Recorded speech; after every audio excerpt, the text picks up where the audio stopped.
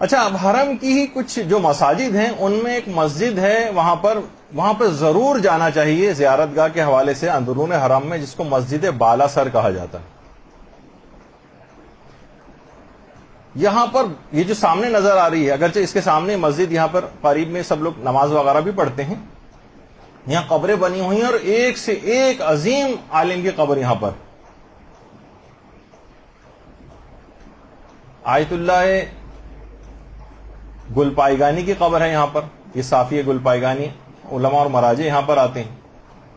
اسی طرح سے آیت اللہ فاضل لنکرانی کی قبر بھی یہاں پر ہے۔ اچھا، یہ اتنا اور بتا دوں کہ یہاں پر عورتوں کے لیے تقریباً 2:30-3 بجے کے اراؤنڈ 1-1.5 گھنٹے کا ٹائم ہوتا ہے، جس میں مردوں سے خالی کرایا جاتا ہے اور عورتوں کو یہاں پر جانے کی جگہ دی جاتی، قنات لگا دی جاتی ہے کہ عورتیں بھی ان قبروں کی زیارت کر سکیں۔ آیت اللہ فاضل لنکرانی کی قبر ہے، آیت اللہ تقی انصاری کی قبر ہے۔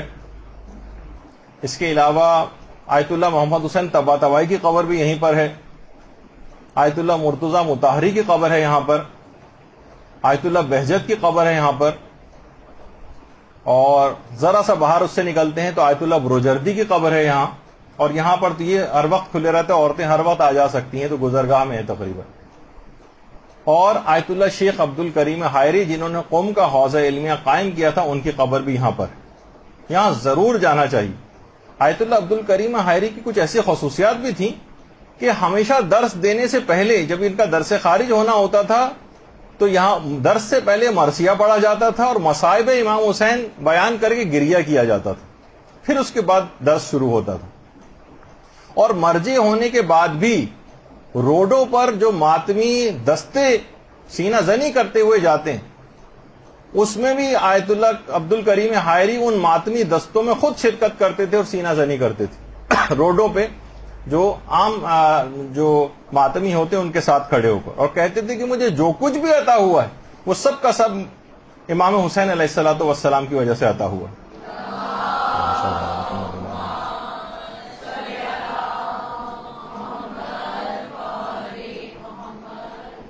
اور اس حد تک امر بالمعروف اور نہی عن المنکر کے اتنا فوق العادہ ان کے دل میں اس کا احترام تھا اس حکم کا کہ ہر اہتمام کرتے تھے کہ کسی طریقے سے اس فریضے کو ادا کریں۔ خود فرماتے ہیں کہ ایک بوڑھا ان کی نماز جماعت کے اندر، ایک بہت ہی دیندار بوڑھا شامل ہوتا تھا، لیکن میں دیکھتا تھا کہ وہ داڑھی مونڈتا ہے۔ اب کہتے تھے میں سوچتا رہتا تھا کہ اس کو کیسے امر بالمعروف کروں کہ یہ ایک تو ادھر کر دیا اور ضد میں آ گیا چھوڑ دیا، نہیں، ان کو یہ تھا کہ میں کس طرح سے اس کو راضی کروں کہ یہ حرام کام نہ کر سکے۔ تو کہنے لگے ایک دن مجھے موقع مل گیا، زری پر مجھے وہ بوڑھا نظر آ گیا، تو میں اس کے قریب گیا اور کہا کہ میں چاہتا ہوں کہ آپ کے چہرے پر بوسہ دوں۔ بوڑھے نے اجازت دے دی۔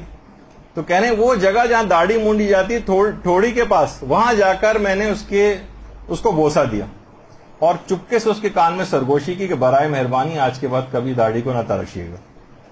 وہیں زری کے پاس اس نے فوراً کہا چشم، ضرور۔ پھر اس کے بعد کہنے میں نے اس کے بعد کبھی بھی اس کو داڑھی مونڈتے نہیں دیکھا۔ یعنی ایسے ایسے طریقہ کار کا شیخ عبد الکریم حائری باقاعدہ اہتمام کرتے تھے کہ کس طرح سے لوگوں کو برائیوں سے روکیں، اور باقاعدہ آیت اللہ۔ اچھا، پھر دیکھیے کہ ان کا حوضہ علمیہ قم جو اس کے بعد انہوں نے قائم کیا ہے اور اس کی قوم کی جو بنیادیں رکھی ہیں، کتنی کثیر تعداد میں، اور آج تک یہ فیض جاری ہے شیخ عبد الکریم حائری کا۔ کہ آیت اللہ سید احمد زنجانی، یہ وہی آیت اللہ سید احمد زنجانی ہیں کہ جنہوں نے ایک تو جو کہ موجودہ مراجع میں سے آیت اللہ موسیٰ شبیری زنجانی کے والد ہیں، موسیٰ شبیری زنجانی تھے، اور امام خمینی کے بھی قریبی ساتھیوں میں سے تھے، امام خمینی کے ساتھ ان کی تصویر ہے جوانی کی۔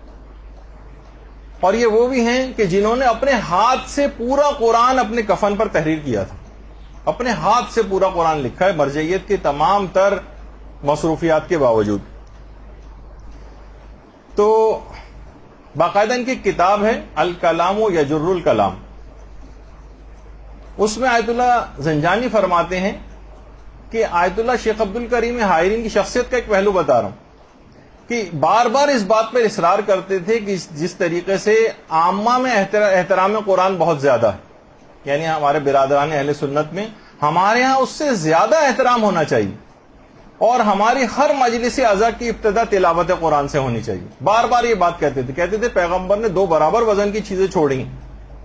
تو مجلس میں ذکر اہل بیت تو ہوتا ہی ہے، لیکن قرآن کی تلاوت سے ہمیشہ اس کی ابتدا ویسے ہونی چاہیے باضابطہ طور پہ کہ حاضرین بھی کچھ تلاوت کریں، اور اس سے پہلے باقاعدہ جس طریقے سے ہمارے ہاں ایک مرثیہ ہوتا ہے اور کچھ نہ کچھ اس سے پہلے پڑھا جاتا ہے، کوئی منقبت ہوتی ہے، اس طرح کے اور پروٹوکول جو ہوتے ہیں اس کے ساتھ تلاوت قرآن کو بھی شامل کر لیں. تو یہی کہتے تھے کہ افسوس کی بات ہے کہ عامہ نے اطرت کو چھوڑ دیا ہے اور خاصہ نے جو قرآن کو چھوڑ دیا. اچھا، اب ان کو یہ اتنا بڑا مقام کیسے حاصل ہوا کہ باقاعدہ آج شیخ عبد الکریم حائری کے سیرت پہ اور ان کی زندگی پر سیمینار منعقد کیے جاتے ہیں اور کتنے علماء اس میں آ کر شریک ہوتے ہیں. اتنا بڑا مقام کہ انہوں نے حوزہ علمیہ قائم کیا اور یہ فیض جاری ہوا. آیت اللہ مصطفیٰ عراقی فرماتے ہیں کہ خود ایک دفعہ آیت اللہ حائری نے اپنا خواب بتایا تھا. کہہ رہے ہیں میں کربلا ہی میں موجود تھا. کربلا میں رات کو سویا تو میں نے رات کو خواب میں دیکھا کہ کوئی ایک آواز آ رہی ہے ہاتف غیبی. کہا کہ اے عبد الکریم اپنے کاموں کو جلد سے جلد نمٹا دو کیونکہ تم جلد ہی مرنے والے ہو. اپنے امور کو منظم کرو، جلدی جلدی اپنے کاموں کو نمٹاؤ. کہہ رہے میں اٹھا، میں نے بہرحال نظر انداز کر دیا، اس طرح کے خواب ہو سکتا ہے کہ آتے رہتے ہیں، میں نے زیادہ توجہ نہیں کی. اگلے دن پھر خواب آیا، تیسرے دن پھر خواب آیا، اور اس کے بعد پھر میں ایک درس کے بعد آ کر لیٹا تو اچانک سے ایک زلزلہ سا آ گیا اور چیزیں، الماریاں سب میرے اوپر گرنے لگیں اور میرے کانوں میں کچھ آوازیں سی آنے لگیں. اچانک سے میں نے دیکھا کہ 2 اجنبی لیکن نورانی شخصیت میرے دائیں اور بائیں آ کر بیٹھ گئیں اور آ کر ایک دوسرے سے کہہ رہی ہیں کہ اس کی موت کا وقت آ گیا ہے، اس کی روح کو قبض کرنا شروع کرو. اسی وقت میں نے صدق دل سے امام حسین علیہ الصلوۃ والسلام کو پکارا.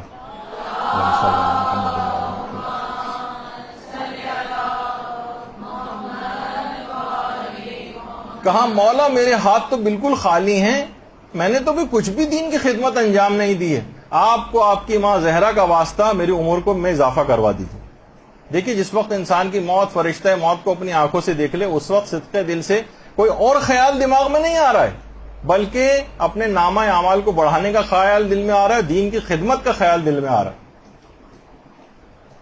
اچھا، ابھی میں نے یہ دعا کی ہی تھی کہ بلا فاصلہ اچانک سے ایک نورانی شخصیت وہاں پر آ گئی جو امام حسین کی قاصد تھی، اور اس نے آ کر ان دائیں بائیں بیٹھے ہوئے جو فرشتے تھے ان سے آ کر کہا کہ سید الشہداء سے شیخ عبد الکریم حائری نے توسل کیا ہے اور امام حسین نے خدا کی بارگاہ میں سفارش کی اس کی عمر کو بڑھانے کے لیے جو پروردگار کی طرف سے قبول کر لی گئی ہے، اب اس کی روح قبض نہیں کی جائے گی. دونوں فرشتوں نے ایک دوسرے کو دیکھا اور کہا سمعن و طاعتن، ہم نے سنا اور اطاعت کی. اور اس کے بعد اچانک سے مجھے احساس ہوا کہ وہ تینوں شخصیات میری آنکھوں سے اوجھل ہو گئیں اور مجھے احساس ہوا کہ جیسے میں زندہ ہوں. کانوں میں میرے گھر والوں کے رونے چلانے کی آوازیں آ رہی تھیں. میں نے اپنے ہاتھوں کو حرکت دینا شروع کی، اس کے بعد پاؤں کو حرکت دینا چاہی تو میں نے دیکھا کہ میرے پاؤں بھی ایک اس سے ڈوری سے باندھ دیے گئے، اس طرح مرنے کے بعد گھر والے باندھ دیتے ہیں نا، ڈوری سے میرے پاؤں تک باندھ دیے گئے تھے. اس کے بعد میں نے جیسے لوگوں نے دیکھا کہ میرے بدن کو حرکت ہو رہی ہے تو سب لوگوں نے چلا کر کہا خاموش ہو جاؤ خاموش ہو جاؤ، اس کے بدن میں حرکت ہو رہی. اس کے بعد لوگوں کو پتا چلا کہ میں ابھی زندہ ہوں. اس کے بعد میرے حلق میں تھوڑا تھوڑا چند قطرات کر کے پانی ڈالا گیا. 15 دن میں کہیں جا کر میری کمزوری مکمل طور پر دور ہوئی اور میں دین کے کام کرنے کے قابل ہوا. اور یہ توفیق مجھ کو ملی کہ اس کے بعد پھر میں نے جس بنا پر اپنی عمر کو بڑھوایا تھا اس دین کے لیے کام کرنا شروع کیا. اور آپ نے دیکھا کہ اس طرح شیخ عبد الکریم حائری کو اپنی اس اخلاص نیت کی وجہ سے دین کا کام کرنے کا جذبہ، خیال کہ اتنا بڑا مقام امام حسین نے ان کو عطا کروا دی کہ آج حوزہ علمیہ میں قوم میں کتنے لوگ تحصیل علم حاصل کر رہے ہیں، اپنے ملکوں میں جا رہے ہیں، کتنے بڑے بڑے علماء بن چکے ہیں، مراجع بن چکے ہیں، اور دین کی کیسی خدمت ہو رہی ہے، سب میں شیخ عبد الکریم حائری شریک. اللہم صلی علی محمد و علی محمد. وہیں پر شیخ عبد الکریم حائری کی قبر. اب بتائیے کہ شیخ عبد الکریم حائری کی قبر پہ کوئی نہ جائے، اور عام طور پر زائرین وہاں نہیں جاتے ہیں. تو وہ فرماتے تھے کہ جو کچھ بھی آج میں ہوں سب کچھ امام حسین کی مرہون منت ہے. اور اتنا زیادہ امام حسین سے اس کے بعد ایسا ان کو عشق ہو گیا تھا کہ باقاعدہ جب یہ نماز پڑھاتے تھے تو ہر نماز جماعت میں اپنے امامے کے اوپر تربت امام مظلوم کی قبر کی جو مٹی تھی اس سے بنی ہوئی جو تسبیح تھی وہ اپنے امامے کے اوپر لگا کر اس کے بعد نماز پڑھتے تھے. اس میں بھی نظر آ رہی ہے تصویر, ایک باقاعدہ تسبیح اپنے امامے کے اوپر جو ہے وہ لگا کے نماز پڑھاتے تھے. تو بہرحال جب بھی انسان ان کی قبر پر جائے, پیغام یہی ہے کہ دین کا کام کرنے کے لیے اپنی زندگی میں برکت کی دعا مانگے. صرف فقط زندگی نہیں چاہیے بلکہ زندگی میں کچھ کر کے بھی جانا. تو بہرحال یہ وہاں پر ایک مسجد ہے جس میں بہت ساری قبروں کا بھی ہم نے تعارف کرا ہے, وہاں علماء اور مراجی کے قبور پہ جانا چاہیے. اسی طرح سے وہاں ایک اور مسجد بھی ہے, مسجد بالا سر تھی, اب مسجد اعظم. مسجد اعظم آیت اللہ بروجردی نے بنائی تھی, اور آج اس مسجد کے اندر بڑے بڑے مراجع درس خارج دیتے ہیں, کیونکہ آیت اللہ بروجردی یہ چاہتے تھے کہ جس طریقے سے مسجد گوہر شاد ہے مشہد میں, اسی طرح کی ایک باعظمت مسجد قوم کے اندر بھی قائم ہو جائے. اس میں مشکلات بہت پیش آئیں. اطراف میں جب اس کو حرم کو بڑا کرنے لگے تو بہت سارے گھر آ رہے تھے, ان گھروں کو خریدنے کا ایک بہت بڑا مسئلہ تھا کہ اتنی رقم کا اہتمام کہاں سے کیا جائے گا. لیکن بہرحال معصومہ قوم کس سے توسل کیا گیا اور لوگوں نے اس کے بعد ڈونیشنز دینے شروع کیے, یہاں تک کہ اطراف کے تمام گھروں کو خریدا گیا اور پھر اس کے بعد اس مسجد کے اندر وسعت اس کو دی گئی. آج اس میں کتنے علماء مراجع آتے ہیں, یہاں پر تلاوت قرآن کرتے ہیں, ان کے درس خارج وغیرہ بھی ہوتے ہیں. اچھا, اسی طرح سے اور پھر یہیں پر مسجد اعظم میں خود امام خمینی بھی درس دیا کرتے تھے. پھر اسی کے ایک صحن میں شیخ فضل اللہ نوری کی قبر بھی. شیخ فضل اللہ نوری جو مشروطہ کی جو تحریک چلی تھی اس میں باقاعدہ شیخ فضل اللہ نوری کو پھانسی بھی دے دی گئی تھی, سزا. ان کی قبر بھی یہاں پر ہے, اور ان کی قبر پر ہی وہ دونوں تصویریں, جو ان کی پھانسی والی اور جو ان کی اصل تصویر ہے وہ بھی ہیں. تو ان علماء اور مراجع کے قبور کے اوپر اس انداز سے جانا چاہیے کہ وہاں سے بھی بہت برکتیں حاصل ہوتی ہیں. اسی طرح حرامی کے ایک صحن میں قطب راوندی کی قبر بھی, یہ بالکل سامنے لوگ اسی گزرتے ہوئے جاتے ہیں اور اکثر اس کو دیکھتے نہیں ہیں. قطب راوندی وہ تھے کہ سینکڑوں سال بعد ان کا جسم بالکل تر و تازہ قبر سے نمودار ہوا تھا, سینکڑوں سال جبکہ انتقال کو ان کے ہو چکے تھے. اور اس کے عینی شاہدین میں آیت اللہ عراقی تھے جو امام خمینی کے استاد تھے. وہ فرماتے ہیں کہ میں اس وقت میری عمر کافی چھوٹی تھی, لیکن میں اپنے والد کے ساتھ گیا تھا اور میں نے باقاعدہ ان کو دیکھا تھا کہ ان کے جسمانی خصوصیات بھی انہوں نے بتائیں کہ اس طرح سے تھے اور ایسے تھے. قطب راوندی کی قبر بھی وہاں پر ہے اور یہاں پر بھی ضرور جانا چاہیے. اچھا, حرم سے جیسی باہر نکلیں, جہاں پہ آیت اللہ مرشی نجفی کی لائبریری ہے, اس کے سامنے ہی ایک چھوٹا سا ایک پارک بنا ہوا ہے جہاں فوارے وغیرہ بھی لگے ہوئے ہیں, اور وہاں پہ بہت سارے ہوٹل بھی ہیں, قوم انٹرنیشنل ہوٹل اور کون سے اس کے بالکل قریب ہی ہے. وہاں ایک قبرستان ہے گلزار علماء اور شہدائے شیخان کے نام سے. یہاں تو ضرور جانا چاہیے. ایسی ایسی شخصیات اس قبرستان کے اندر ہیں اور ایسی ایسی ان کی برکتیں. تقریباً 1000 سال پرانا قبرستان ہے, بالکل حرم سے ملا ہوا, کہیں دور بھی جانا نہیں ہے, بس نکلیں گے حرم سے اور باہر ہے فوراً. 1000 سال پرانا, کہ خود یہاں پر ہمارے معظم بھی تشریف لاتے ہیں اس قبرستان میں. اکثر جب بھی قوم آتے ہیں یہاں ضرور آتے ہیں. اور یہاں پر ہی جواد ملکی تبریزی جو امام خمینی کے عرفانیت کے استاد تھے, ان کی قبر مبارک بھی ہے یہیں پر ہی. اور دیگر تمام افراد بھی یہاں پر, شہداء کی قبریں ہیں, علماء کے قبور ہیں. یہاں پر زکریا ابن آدم کی قبر بھی ہے جو امام کے صحابی تھے. اس کے علاوہ عیسیٰ ابن عبداللہ قمی کی ہے, مرزا قمی کی قبر ہے یہاں پر, جو کہ بہت بڑے شیعہ عالم اور مرجع تھے. تو یہاں پر ضرور جانا چاہیے. مرزا قمی, یہ مرزا قمی وہی ہیں جن کو صاحب قوانین الاصول کہا جاتا ہے. ان کی اتنی مشکل, یہ صرف ایک صفحہ ہے ان کی کتاب کا, کہ اس کا ایک صفحہ بھی کوئی پڑھ کے اور اس کی تشریح کر دے تو اس کو بڑا ایک عالم تسلیم کر لیا جاتا ہے. صاحب قوانین الاصول. باقاعدہ جو کرامات علویہ ڈاکٹر علی میر خلف زادہ مرحوم, ان کی کتاب ہے باقاعدہ. اور ایک اور کتاب ہے جس کے اندر اب جو واقعہ پڑھ رہا ہوں اس کا ریفرنس بتا رہا ہوں, العبقری الحسان, علی اکبر نہاوندی کی جو کتاب ہے. اس میں ایک زائر کا واقعہ دونوں علماء نے لکھا ہے کہ جو کہ اپنے وطن سے عازم سفر ہوا تھا، اس کا ارادہ تھا کہ میں زیارات کرتا ہوا جاؤں گا اور پھر حج بھی انجام دوں گا. حج کے اخراجات کے لیے اس نے الگ اپنی ایک تھیلی بنائی ہوئی تھی اور زیارات کے لیے الگ. اچھا، بحری راستے سے اس زمانے میں کتنے، سوچیے کہ راستے مشکل ہوتے تھے، کوئی فلائٹس وغیرہ کا مسئلہ نہیں تھا، بلکہ لوگ اسی طرح سے سفر کیا کرتے تھے کشتیوں وغیرہ میں بیٹھ کر، جو جن کو بحری راستے سے آنا ہوتا تھا. حج کے اخراجات کی ایک الگ تھیلی تھی جو کسی وجہ سے اس کشتی میں عمان کے سمندر کے اندر گر گئی. پوری تھیلی جو حج کے اخراجات کی تھی.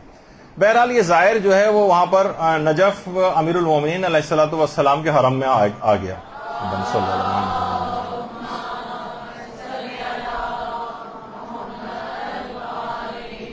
باقاعدہ خواب میں متوسل ہوا، پہلے زری پر آ کر، پھر کہہ رہا ہے کہ میں نے خواب میں امیر المومنین کی زیارت کی. اللہم صلی علی محمد.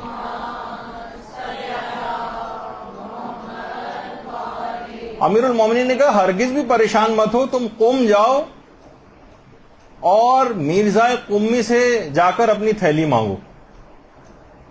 کہہ رہا ہے کہ میں بہت ہی پریشان ہوا اور حیران ہوا، تھیلی میرے عمان کے سمندر میں گری ہے اور مجھے بھیجا قوم جا رہا ہے مرزا قمی سے مانگنے کے لیے. کہہ رہے بہرحال کیونکہ امام نے کہہ دیا تھا تو میں نے وہاں کا سفر کیا اور عراق سے ایران قم آ گیا. آیت اللہ مرزا قمی کے پہلے میں گھر میں گیا، دروازہ کھٹکھٹایا، اندر سے مرزا قمی نے میرا نام لے کر پکارا کہ اندر آ جاؤ. کہہ رہے ہیں کہ میں اندر گیا، مرزا قمی نے مجھ سے کوئی بات نہیں کی اور وہ تھیلی جو عمان کے سمندر میں گر گئی تھی وہی تھیلی لا کر میرے ہاتھ میں پکڑا دی. درود بھیجیے نا محمد علیہ محمد صلی اللہ علیہ وسلم.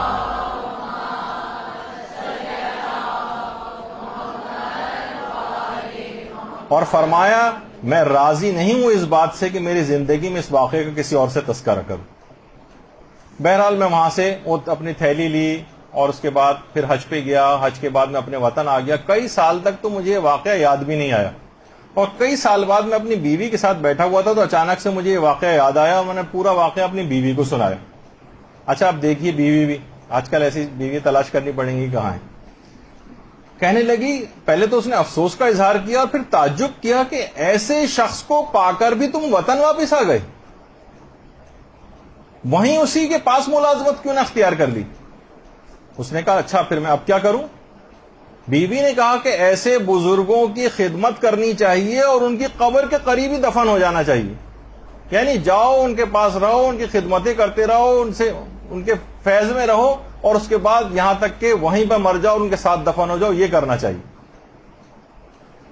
اس نے کہا کہ اب تو اتنا وقت گزر گئے، سالہ سال گزر گئے، پتہ نہیں مرزا قومی اس وقت کہاں ہوں گے. بیوی نے کہا ایسا کرو کہ ہم دونوں چلتے ہیں، ہم اپنا سارا گھر مکان کھیت سارے سامان کو بیچ دیتے ہیں اور قم چلتے ہیں اور وہیں پر پھر ہم مجاورت اختیار کر لیں گے.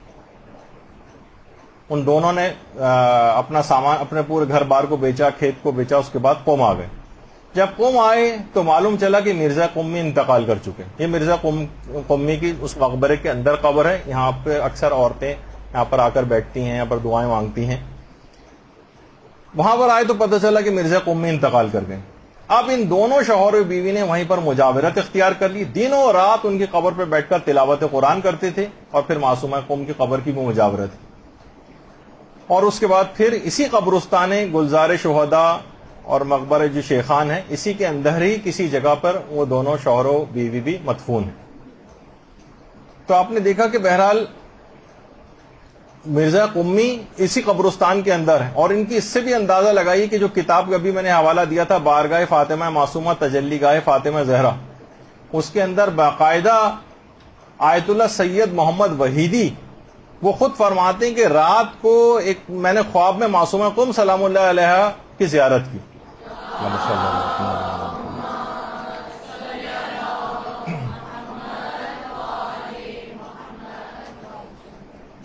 تو میں نے ان سے ایک سوال پوچھا کہ معصومہ کیا آپ اہل قوم کی شفاعت کریں گی؟ تو معصومہ قوم نے آپ کو معلوم ہے کیا جواب دیا؟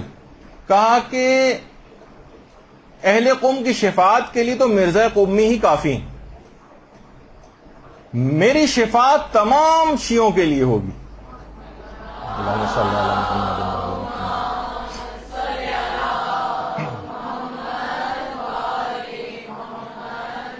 اور اس بات کی تائید اس روایت سے بھی ہوتی ہے جو مجالس المومنین میں قاضی نور اللہ شستری نے لکھی ہے، چھٹے امام کی جو روایت ہے کہ معصومہ قم کی شفاعت سے سارے شیعہ جنت میں جائیں گے، یعنی سارے شیعوں کو معصومہ قم کی شفاعت سے جنت عطا ہوگی۔ وہ انہوں نے کہا کہ قم کی شفاعت کے لیے تو مرزا قمی کافی، وہی مرزا قمی جن کا ابھی اس سے پہلے تذکرہ ہو رہا تھا، جن کی قبر میں نے دکھائی جو اس قبرستان کے اندر ہے، زائرین وہاں جاتے انہیں پتہ بھی نہیں کہ مرزا قمی کون، کہ ان سے وہاں جا کر خود ہی جب وہ اہل قوم جیسے برگزیدہ لوگوں کی سفارش کے لیے کافی ہیں، تو ہم جیسے گناہ گار تو بدرجہ اولا ان کی شفاعت کے حقدار ہیں، ہمیں لینی چاہیے ان سے شفاعت، تو وہاں ضرور جانا چاہیے۔ اسی قبرستان کے اندر زکریا ابن آدم کی قبر بھی، جو ہمارے 7ویں اور 8ویں امام دونوں کے صحابی تھے، اور احادیث پر باقاعدہ زکریا ابن آدم کی کتاب بھی ہے، اور عقائد کے خلاف جو انحرافات ہیں اس کے لیے جہاد بھی انہوں نے کیا، اور خود معصومین کے وکیل بھی رہے ہیں، اور باقاعدہ امام یہ کہا کرتے تھے کہ تم اپنے مسائل جو ہیں وہ زکریا ابن آدم سے پوچھا کرو، کیونکہ دین اور دنیا کے مسائل میں وہ امین ہے۔ اور جب ایک مرتبہ زکریا ابن آدم بہت زیادہ اسی قبرستان میں مرزا قمی کے مقبرے کے بالکل سامنے ان کی قبر بھی ہے زکریا ابن آدم کی، کہ ایک بار قوم کے حالات سے گھبرا کر قوم سے ہجرت کرنے کا سوچ رہے تھے زکریا، اور 8ویں امام کے پاس آئے اور اجازت مانگی کہ میں قوم سے جانا چاہتا ہوں۔ امام نے منع کر دیا اور کہا ہے زکریا تمہارے وجود سے اہل قوم سے بلائیں دور ہوتی ہیں، اسی طرح جس طرح امام موسیٰ کاظم کے وجود سے اہل بغداد کی بلائیں دور ہوتی ہیں۔ اللہم صلی علی محمد۔